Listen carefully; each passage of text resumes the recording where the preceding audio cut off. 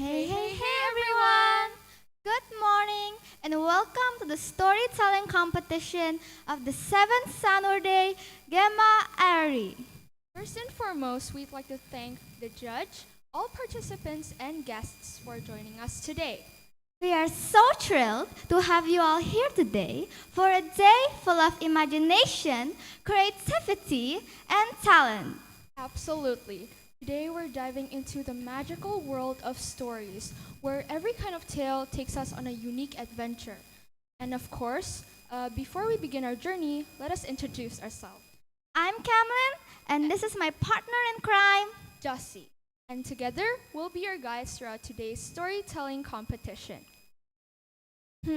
How's everyone doing today? Feeling excited and ready to compete?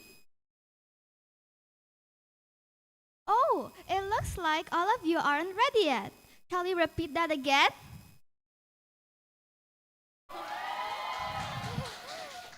Yeah, that's the spirit.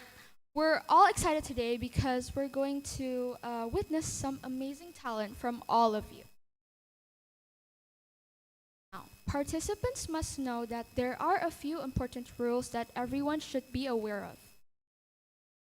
Number 1, it is not allowed to eat or drink during the competition. If you want to drink, please do it outdoors. When there are participants performing, it is hoped that the atmosphere is quiet to not disturb the judge and the participants performing.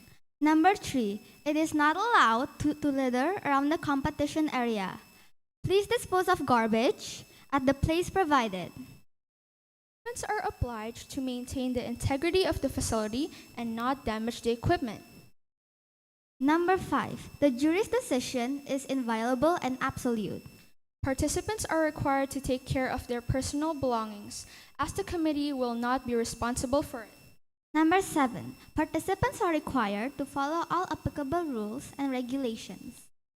We'd also like to add that in the competition, each participant will be fitted with a clip-on by the committee in charge. If the participant has finished performing, the committee can help them remove the clip-on mic that is attached and allow them to go back to their own seats. Participants who are next in line are allowed to put their personal properties in the table right there. And that is all. Thank you. Before we start with the first performance, I bet all of you are curious about the judge for today's performances, right? As for today's competition, we have Miss Sharon as our judge.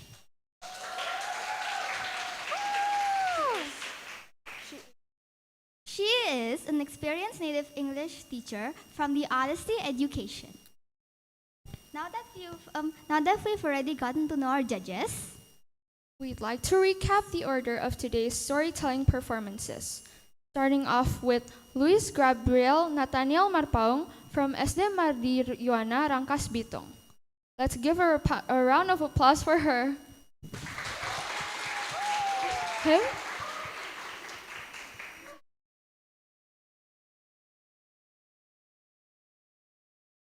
Sorry.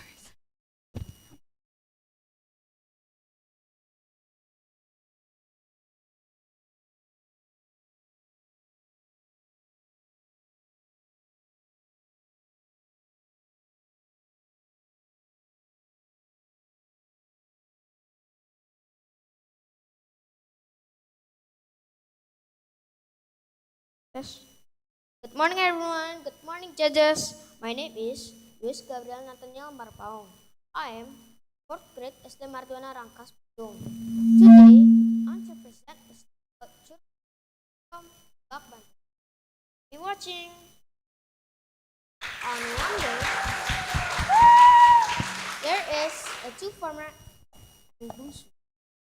Two farmer is cutting the grass for the week. Bungsu wants to cut the grass too. And then Bungsu start cutting the grass with two farmer. Ching, ching, ching.